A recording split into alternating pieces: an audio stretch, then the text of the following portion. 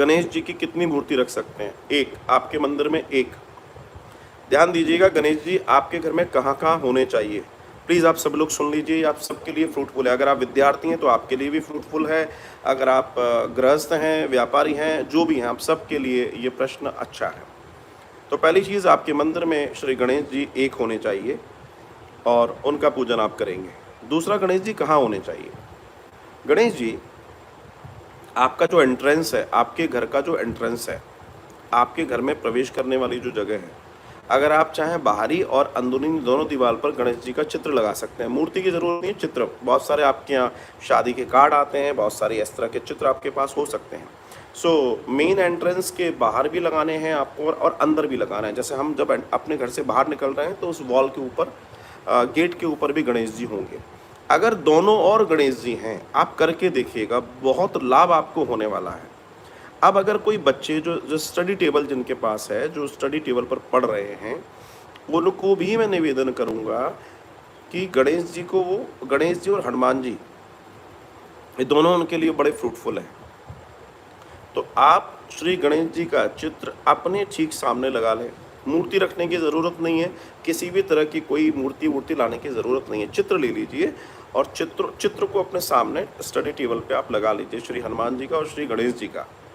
गणेश जी का जो चित्र आप लगाएंगे, मैं एक चीज़ और निवेदन कर दूं, आप लोग ये गलती करते हो और अभी फिर आप लोग गलती कर दोगे जब गणेश चतुर्थी आएगी, मगर मैं अभी से प्रश्न आया है तो बता दे रहा हूँ। गणेश जी की चित्र कौन सा फ्रूटफुल है, कौन सा चित्र आपके लिए उपयोगी है, ये भी ध्यान रखिए। कौन सी मूर्ति आपके लिए उपयोगी है। जब गणेश चतुर्थी आती है तब एक तो जो मूर्ति होनी चाहिए वो मिट्टी की होनी चाहिए, प्योर मिट्टी, प्लास्टर ऑफ पेरिस, सफ़ेद मिट्टी, हल्की मिट्टी की नहीं होनी चाहिए। दूसरा, श्री गणेश जी के वाहन मूषक अर्थात चूहा उसमें होना चाहिए, ऐसे ही चित्र में होना चाहिए, चित्र में भी होना चाहिए। गणेश जी के 4 हाथ वाला चित्र होना चाहिए, 2 हाथ वाला नहीं होना चाहिए। और गणेश जी के दोनों ओर रिद्धि और सिद्धि का बैठा होना आवश्यक है। आप लोग जो भी गणेश जी की पूजा करते हैं, या जो गणेश जी आप गणेश उत्सव में बिठा लेंगे, या आप अपने घर में चित्र जो मैं बोल रहा हूँ, तो आपके जो गणेश जी होने चाहिए वो 4 हाथ वाले होने चाहिए, रिद्धि सिद्धि साथ में बैठी होनी चाहिए, और मूषक, चूहा जरूर नीचे होना चाहिए। ये कंप्लीट गणेश जी का दर्शन है।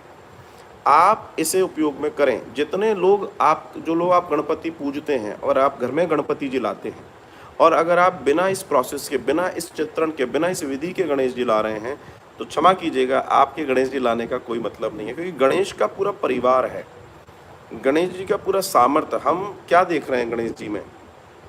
अगर गणेश जी का पूरा दर्शन देखें तो गणेश जी एक सुंदर आकार में बैठे हुए हैं, उनका बड़ा माथा है।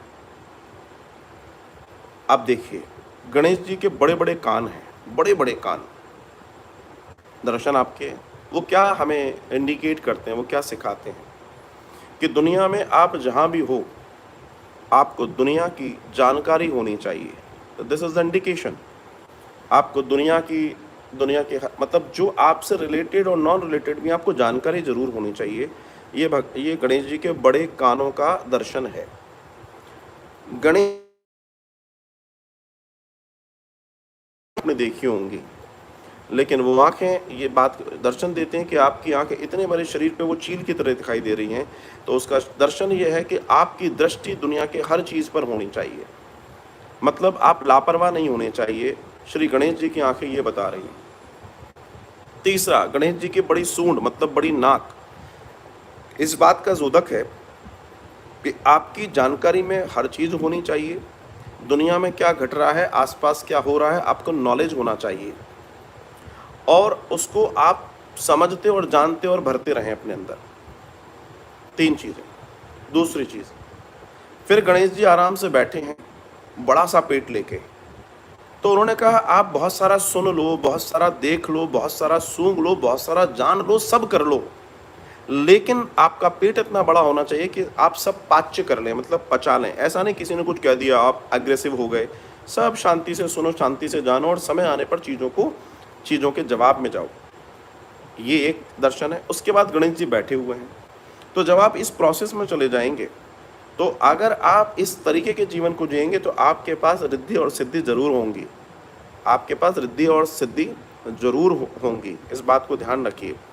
और गणेश जी का एक बहुत बड़ा दर्शन है कि रिद्धि सिद्धि उनके पास में है, दूरदृष्टि उनके पास में है, बड़े कान उनके पास में हैं, सूंड उनके पास में है, चार चार हाथ उनके पास में है, लेकिन उनके जीवन में दिखावा नहीं है। उनका वाहन क्या है? उनका वाहन मूषक चूहा है। श्री गणेश जी के जीवन में दिखावा नहीं है। सो ये अपने आप में एक बहुत बड़ा मैनेजमेंट है अगर इसको देखा जाए तो, और हमारी लाइफ के लिए बहुत बड़ी बात है। तो अगर आप ये दर्शन को देखें तो इस पूरी सूरत के साथ गणेश जी आपके घर में होने चाहिए जब आप पूजा करेंगे इस बार गणेश चतुर्थी पे। और चित्र जो मैंने बताया आपके दरवाजे के आगे और पीछे आप ये लगा सकते हैं। विद्यार्थी अपने जो टेबल पर पढ़ रहे हैं उसके आगे लगा सकते हैं। मेरी ओर से बहुत बहुत साधुवाद। अच्छा प्रश्न था।